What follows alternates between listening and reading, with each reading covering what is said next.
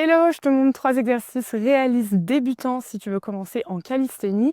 Tout d'abord, si tu penses que tu es nul, c'est trop bien parce que quand tu es nul, tu peux vraiment progresser et tu vois des progrès beaucoup plus rapidement en fait que si tu es déjà avancé.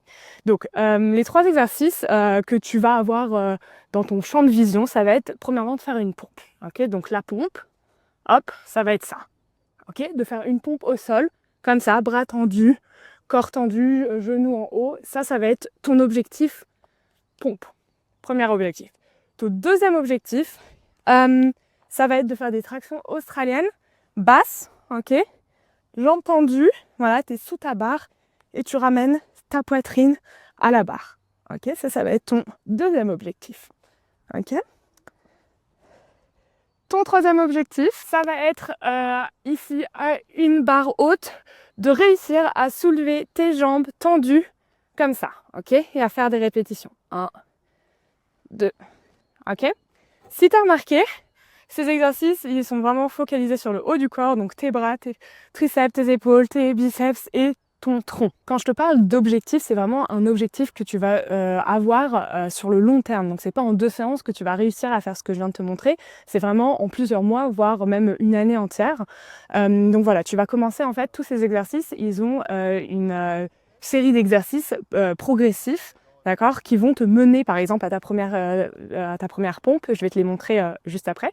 Mais en gros, tu vas vouloir faire un entraînement 2 à 3 fois par semaine et tu essayes d'atteindre environ 6 à 15 répétitions. Et à chaque fois que tu vas avoir réussi à faire 15 répétitions, tu vas pouvoir passer, on va dire, à l'étape, au palier suivant de l'exercice qui va te mener par exemple à ta pompe. Pour ta pompe, le premier exercice, ça va être de faire des pompes hautes, d'accord? Donc par exemple, là, tu as une barre et tu fais ta pompe.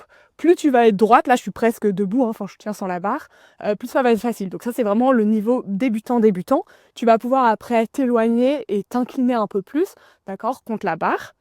Et plus tu arriveras à faire ça, tu vas pouvoir choisir une barre plus basse, d'accord. Et à chaque fois tu ramènes vraiment ta poitrine à la barre, bras tendus, la sangle abdominale serrée, et voilà, d'accord. Quand tu auras réussi à faire ça, tu peux, si tu as des barres encore plus petites, par exemple la barre là, on va passer ici, et là c'est encore plus bas, et hop, je peux faire ma pompe encore plus bas, etc. etc. Ensuite, je vais passer au sol, donc par exemple, je me mets ici, et je vais faire des pompes assistées, d'accord, sur les genoux, ok.